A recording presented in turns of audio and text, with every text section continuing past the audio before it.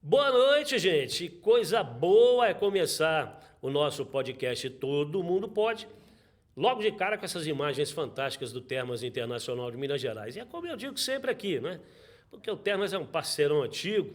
Aliás, aproveitando aqui para mandar um abraço para o Francisco, lá para toda a sua equipe. O Termas é um balneário, é um resort, eu poderia dizer assim, porque oferece toda a estrutura de lazer. 3295-6565. Termas tem, para vocês terem uma ideia, o Termas tem piscinas a perder de vista, toboágua para todo lado, tem pista de kart, tem restaurante popular e à la carte, tem os chalezinhos para você hospedar lá com a sua família, tem o hotel também, se você não quiser ficar no chalé, tem o hotel, enfim, é lazer completo para você e para a sua família, 3295-6565, seja você também um sócio do Termas Internacional de Minas Gerais, seja você também dono de um pedacinho daquele paraíso ali. Muito bem, o meu entrevistado de hoje é um cara que, muito rapidamente, conquistou toda a torcida do Cruzeiro com a sua energia, com o seu carisma, com o seu jeito diferenciado de narrar o futebol. E numa missão que a gente poderia dizer que é um rabo de foguete, porque ele teve a duríssima tarefa de substituir o lendário Alberto Rodrigues, o que não é fácil. Só por isso ele já deveria ser parabenizado, mas tem muito mais para contar. Meu querido Piquitito, seja bem-vindo. Um abraço, Bones, um abraço a todos aí do podcast Pode, tudo podemos, é isso. Obrigado pelo convite, uma honra estar com você, a admiração que eu tenho por você de muitos e muitos anos, uma figura maravilhosa que por quantas e quantas vezes eu ainda, antes de vir para Belo Horizonte, acompanhava você na Band, com a sua caravana, revelando e divulgando a música raiz, a música sertaneja, os cantores da verdadeira música do nosso país. É uma honra para mim estar com você. Obrigado. Ô Piquitito, é o seguinte, vamos começar o interrogatório do começo, né? Tá bom.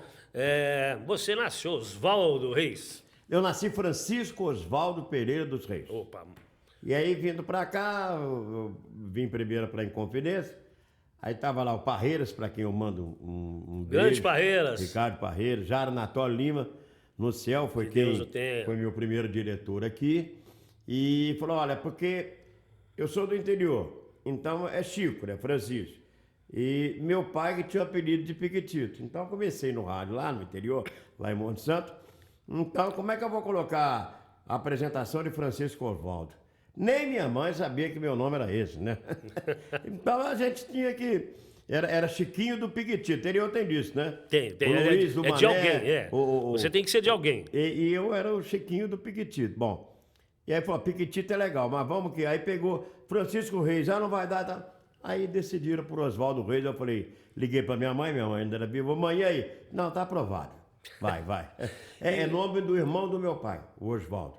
E você entrou em Monte Santo. Em Monte Santo de Minas. Você que é um homem da música sertaneja também, eu nasci numa terra privilegiada. O maior segunda voz da história da música sertaneja, respeito quem discordar, mas o Romeu Januário de Matos, ele nasceu em Monte Santo de Minas. Estou me referindo a Milionário. Sim, que sem dúvida. Foi parceiro sem dúvida. do Zé Rico, que todo dia eu tenho que ouvir uma música deles. Eu sempre faço referência, quando você fala de segunda voz, ao Milionário, né? E ao Creone, Nossa Trio Senhora. Parada Dura.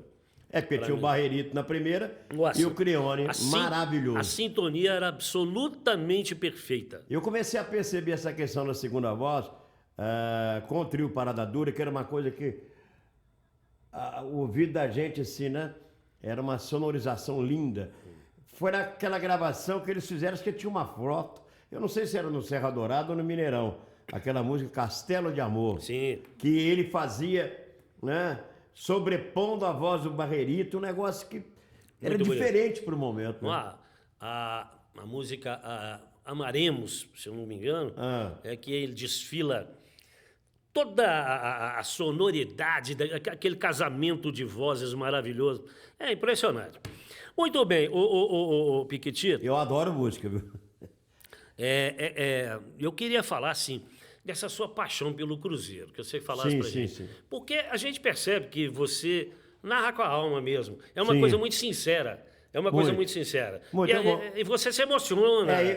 Ô, Luiz, eu amo o que eu faço, né? E ainda recebo por isso. Poderia receber mais e tal, mas brincadeira. Mas assim, eu amo, acho que minha mãe falava assim, você tinha que ser isso, porque eu com 5, 6 anos lá em Monte Santo, a gente saía da escola, jardim de infância, o primeiro ano, e com primos e coleguinhas, íamos ali, tinha uma mangueira no quintal de casa, pô, quintal em casa, né? Bem diferente de apartamento e tal. E aí meu irmão mais velho, minha irmã mais velha, primos e tal, subiam na mangueira. E eu não conseguia, entendeu? Isso minha mãe me relatou depois. Aí tinha uma latinha de massa de tomate, ela falou que eu chegava lá, ela falou, como é que tá tudo aí? Aí eu tava lá assim, alô, alô, alô, alô, alô. Aí um dia ela falou, você tinha que ser locutor, né? Então veio essa paixão com a comunicação. E, ao mesmo tempo, já com 7, 8 anos, 9 anos, com rádio e ouvindo e a paixão pelo futebol, pela transmissão no rádio, né? Um dia ela me contou que ela falou, o que você vai querer ser, Chiquinho? Eu quero ser esse moço aí dentro dessa caixa aí. Quero fazer o que ele faz. Esse maluco aí dentro dessa esse cara que tá falando nessa caixa aí. E acabou que foi. E aí a paixão pelo Cruzeiro, que vem muito do meu pai, né? Meu pai teve que vir aqui, meu pai já era cruzeirense. Aí meu pai teve um problema na pleura, e ele teve aqui no Felício Roxo. Eu tô falando de mais de 50 anos, né? Sim. Eu tô com 63.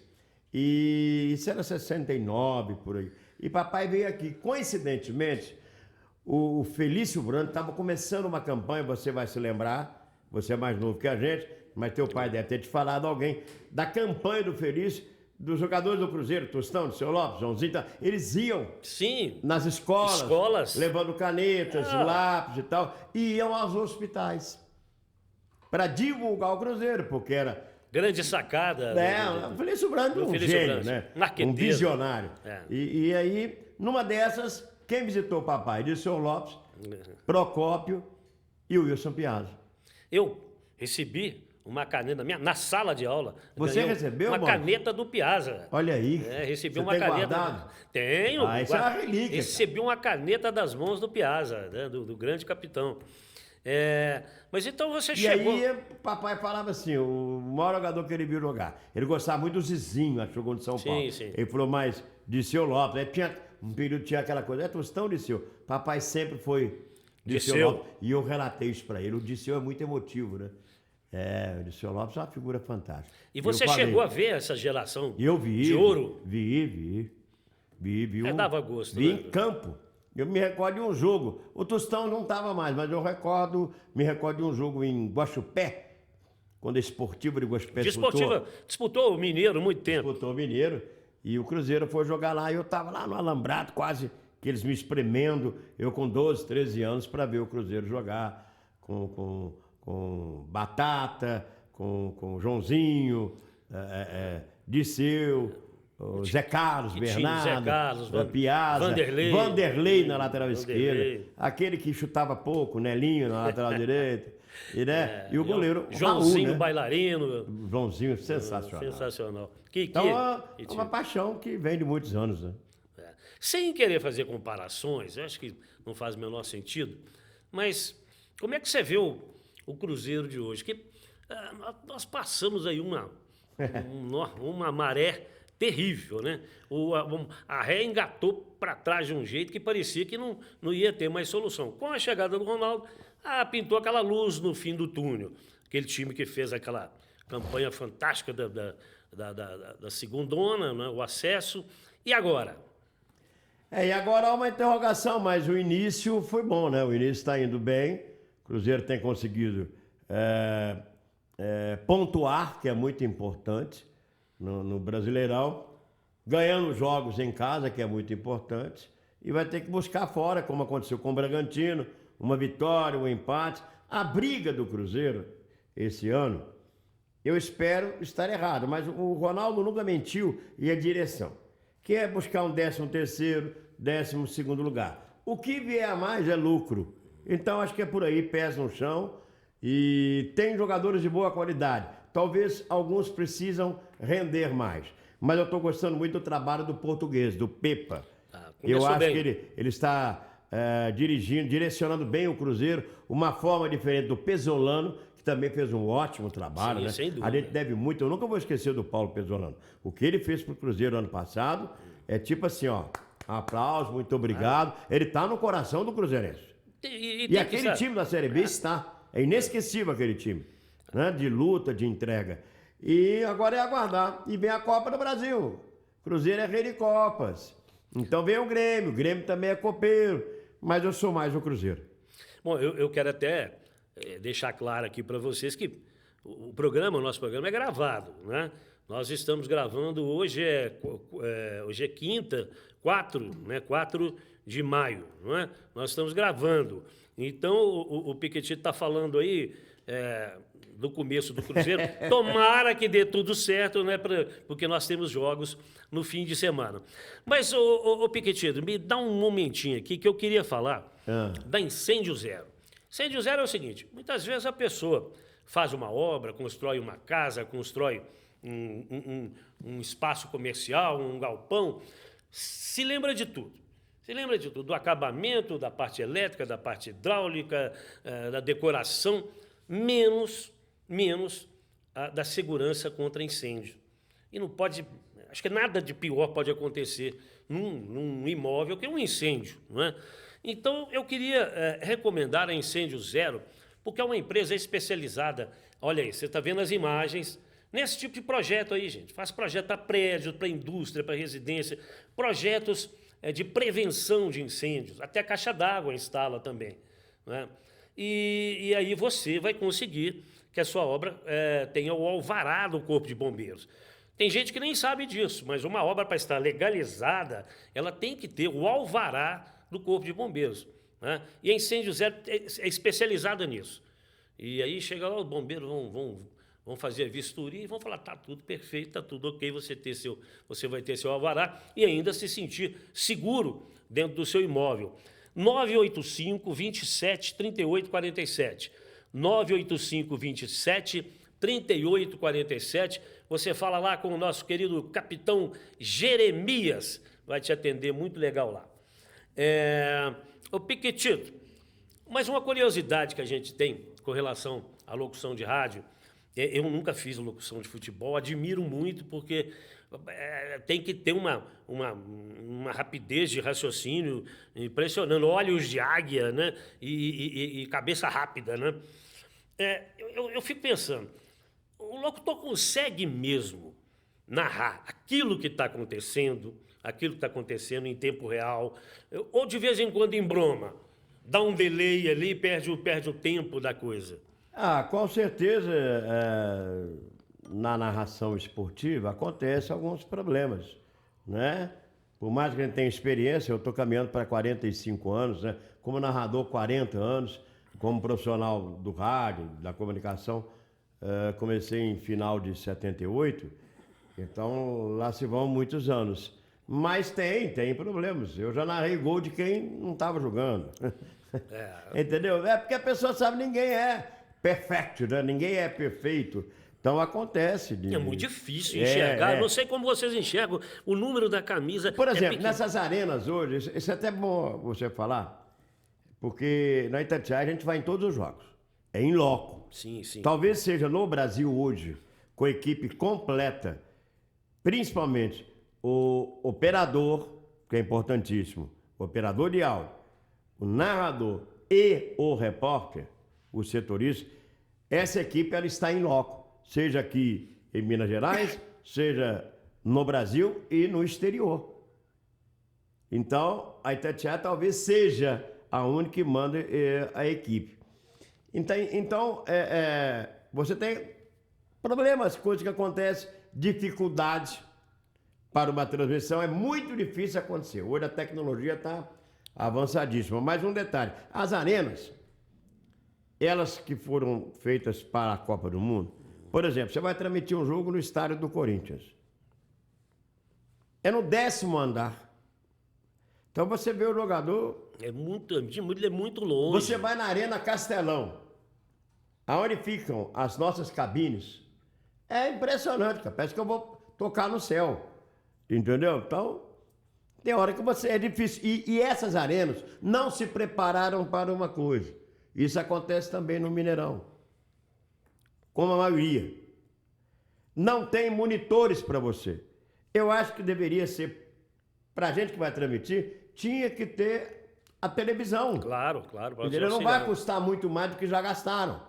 O estádio da Vila Belmiro tem. E a Vila Belmiro deve passar por uma reforma. Nas cabines tem. Inclusive os painéis também, né? Por exemplo, eu estive na Bomboneira há 2, 3 anos, tem. No Estádio Independente, tem. No River Plate, agora no Novo, tem.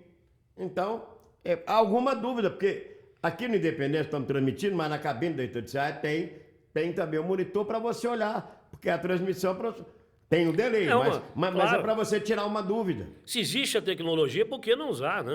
Agora, é a olho nu, você vai narrar, entendeu? Eu não tenho costume muito de olhar para a televisão.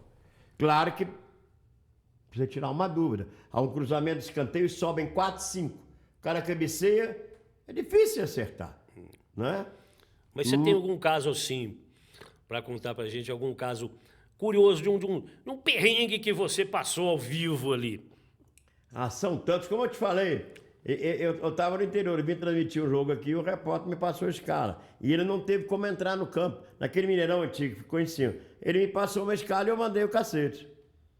Aí Sim. o cara que fez o gol, que eu não me recordo o nome, ele não tava. No dia eu peguei o jornal Diário da Tarde, lembra? Você narrou o gol? Falei, o gol foi, o cara foi também, fomos. É. Então já aconteceu isso, né? Comemorou em casa, a família do cara comemorou em casa. E na realidade não foi ele. Mas já aconteceu isso no interior, né? De eu ir para um estádio, chegar lá, não tinha a linha completa, porque era TX, transmissão e RX, o retorno. Então ficava eu aqui, não tinha o retorno, com o repórter no sinal, né? E na hora que eu fizesse assim é para ele entrar. E ele jogava para mim, imagina. Tem uma história de contada por um grande amigo, o Marcílio Soares, e ele fala de um locutor lá da terra dele, de Felisburgo, que narrava o futebol de várzea lá dessa maneira. Vai, lá vai, lá vai. Lá vem, lá vem. Lá vai. Porque na verdade é só isso, vai e vem, né? Tem, acontece muitas coisas. Mas assim, hoje você tem que se preparar, hoje tem aí a internet. Na internet, diziam que a internet vai acabar com o rádio. Ninguém acaba com o rádio nunca. Opa, entendeu? isso acontece. Um telefone né? aqui, telefone aqui tocando. Você tem uma imagem, mas assim, o áudio complementa tudo, né? Então, hoje você tem acesso a todas as informações numa transmissão. Você tem que se preparar, né? Você não pode ir para o estádio sem estudar. Você tem que saber, por exemplo, o Cruzeiro vai jogar lá na frente com o Grêmio. Eu tenho que saber como vai estar o Grêmio, qual jogador que poderia estar voltando, que não voltou, quem é o jogador que, por exemplo, o Luiz Soares, como que ele joga. A gente tem que se preparar. Características de cada jogador. Exatamente. Eu acho que é por aí. Saber detalhes, né? É interessante. Hoje as equipes, mano, esse é o 38º encontro, 29 vitórias do Cruzeiro, tantas vitórias do Grêmio. Isso aí é muito importante. Estatística. Exato, isso é muito importante. Estudar. Eu acho muito legal, isso é profissionalismo, quando o repórter de campo, numa substituição, fala, olha, tá trocando por um jogador que joga mais pela direita ou pela esquerda, que tem mais explosão. Quer dizer, por quê? Porque ele pegou os reservas, inclusive, e estudou. Ele sabe quem é o reserva do lado direito, da defesa, né, do miolo de zaga. E o comentarista que participa também tem que estudar muito mais do que a gente. Claro. Para ele saber, vai entrar o Bones joga mais pelo lado esquerdo. Ele é o meia esquerda, ele ataca mais assim, ele vai usar o lado esquerdo. E é isso. Muito bem, eu queria te pedir mais um minutinho aqui para falar novamente do Termas Internacional de Minas Gerais, que é um resort da família mineira. Olha, pode ter certeza que em Minas Gerais, no estado de Minas Gerais, eu garanto para você que não existe nada parecido com o nosso Termas, não é? E olha aí, Toboáguas. Toboágua lá é é mato, tem toboágua para toda. Piscinas, não existe um clube que tenha tantas piscinas, nem de longe. Mostramos ali a pista de kart, e mais piscinas. O Termas é uma quadras, chalés, hotel, enfim. Como eu digo sempre aqui, é muito importante trabalhar, né? Trabalhar é fundamental, mas é importante também, tão importante quanto o trabalho, é o lazer, para você recarregar suas baterias, né? 3295-6565, e seja você também um sócio do Termas Internacional de Minas Gerais, venha fazer parte dessa família. Queria pedir também a você que está acompanhando, está gostando? Né? Deixa o seu like, que isso é muito importante para a gente, e ative o sininho. Deixar o like, o sininho, aquela história de sempre que você já conhece. Bom, continuo meu papo aqui com o Piquitito, e eu queria te falar de um assunto agora que é meio delicado. Tocamos nesse assunto no início, mas como foi substituir o Alberto Rodrigues? Você acha que... Como é que você sentiu por parte da torcida? Porque, eu vou até alongar aqui um pouco na pergunta, porque eu acho que você passou mais ou menos aquela situação do Rafael Cabral no gol do Cruzeiro, né? Substituiu o Fábio, mas Rafael Cabral foi bem e está segurando a onda, né? E você também, né?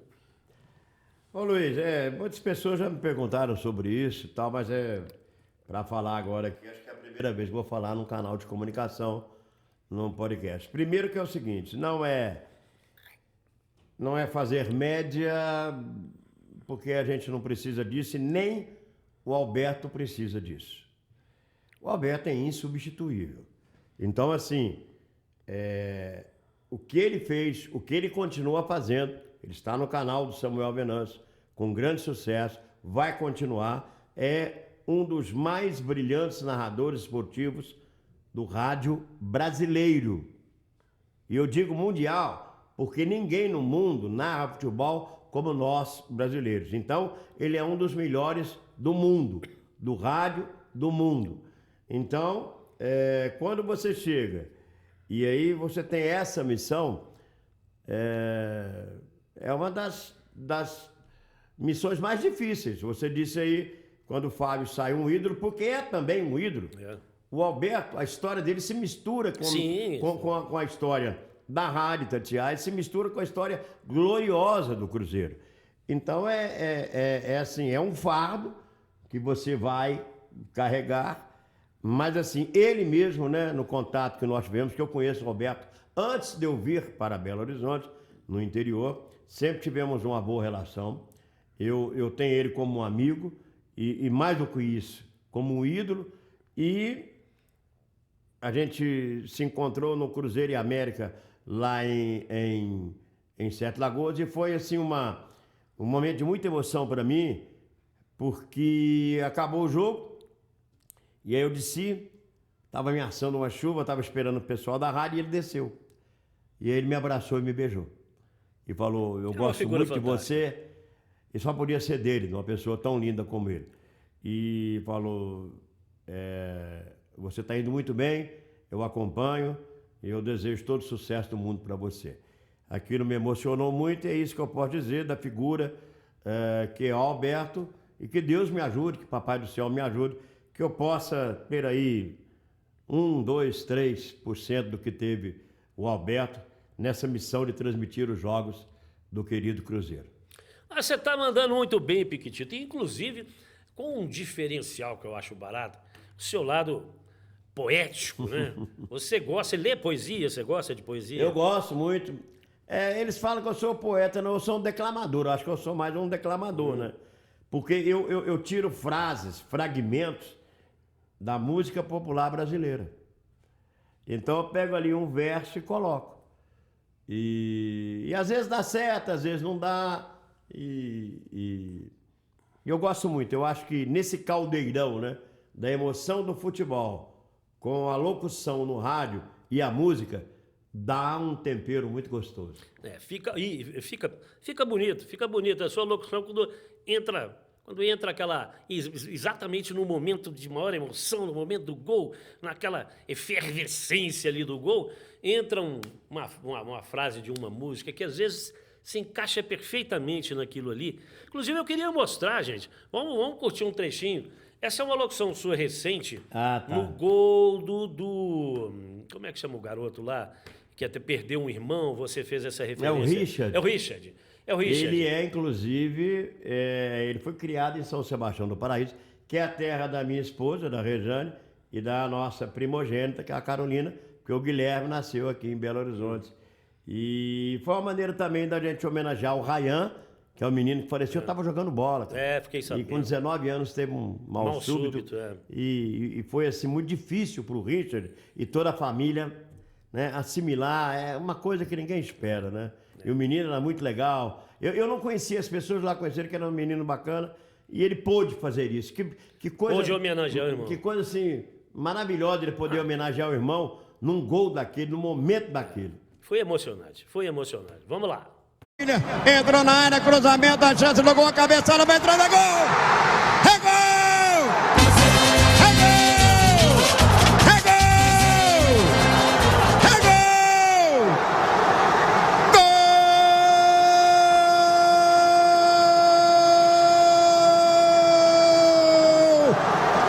É do Cruzeiro!